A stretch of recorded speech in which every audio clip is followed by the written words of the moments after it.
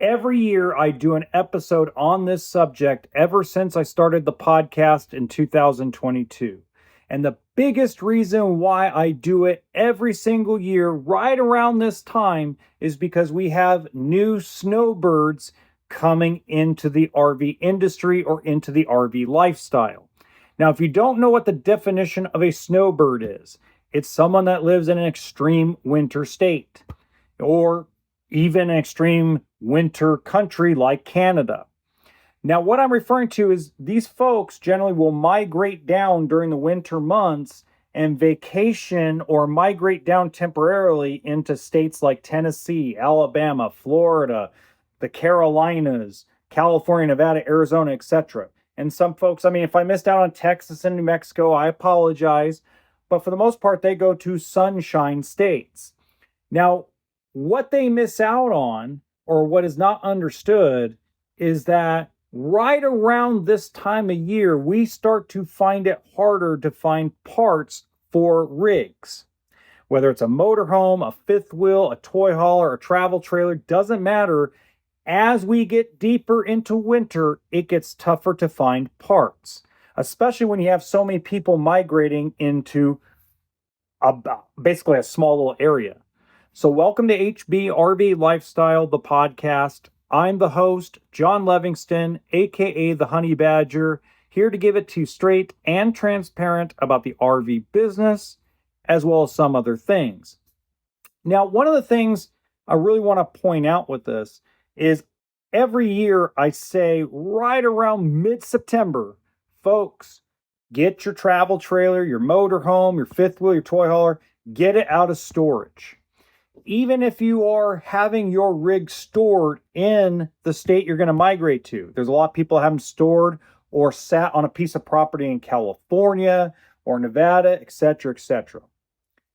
It's time to start having your coach gone through. It's time to fire up the appliances. It's time to double check the water leaks. It's time to check the roof. It's time to check the slides and the seals and everything else. You need to have your rig gone through now. So if you find a problem and you need to have it serviced, whether you're going to do it on your own, have a mobile person do it, a family member do it, a dealership do it, no matter how you're going to present it, you will be ahead of the game. Because as I said, as we get closer to winter, we seem to have a tougher time getting parts because a lot of parts come out of the winter states. Indiana, Michigan, Ohio. These are extreme weather states in some cases. And then you also have a slowdown of shipments that come into the southern states from different places like China, Taiwan, India. What are they shipping around Christmas time? They're not shipping RV parts. They're shipping Christmas gifts. They're preparing themselves for a holiday season. There's no focus on manufacturing. And with the manufacturers possibly shutting down all of November, all of December, and half of January, that will make it even harder to access parts. Get your rigs ready now. Do not wait. Do not be stubborn. Every year I get a few knuckleheads that get in the comments and say, this guy is full of crap. I've never had a problem since 2001 or 1974. Yes, everything pre-COVID, you are right. It was not as tough. But ever since we've had now a war in Ukraine and Russia, we have a lot of turmoil in Asia with China on trade agreements. We have a lot of things going on in Japan. There is a different world today than there was in 1995. So wouldn't you like to have your rig ready to rock and roll, then come down here in January and something's wrong? Come on. It's like common sense, folks. Realistically, it's common sense. Now, on the flip side of it, I do want to bring this up because this was interesting. So I drove up because there's a lot of folks that say that California's gas prices are too high. Well, they are right in some cities, okay? In some areas of California, it's ridiculous. I mean, you're paying like $6, $7 a gallon in some respects, okay? But for the most part, what shocked me is I was driving up to Oregon to go see the kids. And yeah, I know I didn't have them on the podcast. I got sick. Had a bad allergy attack. So I'll get them on the podcast and do a live stream with them on the 25th and 26th. So you'll get to see the kids again. Mark the date. But driving up through Southern Oregon into town of Klamath Falls or city of Klamath Falls, I noticed that California gas prices are either identical or, watch this, cheaper than Southern Oregon. Make sense of that for me. I went into Reno, which normally when you go to Reno, you go to different parts of Arizona.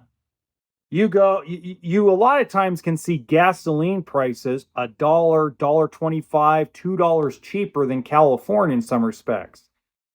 I'm not seeing that. So folks, if you're trying to figure out where you're going to map yourself out at, because there's folks that are going to go to Florida and Tennessee, there's people that are trying out new states. Okay. I remember last year we talked a lot about Coeur d'Alene, Arizona. Sorry, not Coeur d'Alene, Arizona. Somebody tell me what the city in Arizona is in the comments section. But it's a small little city during the summer and huge RV city during the year. Quartzsite, Arizona. So Quartzsite, Arizona was down in traffic the last 2 years, while places in Tennessee, South Carolina, Alabama, Georgia, and Louisiana were actually up. I believe that trend is going to keep going back and forth. I think folks are going to enjoy the weather out west 1 year and then go out east another year. I think people are going to realize that prices kind of balance out with weather and things of that nature, especially now that we're seeing some of the gas prices in California.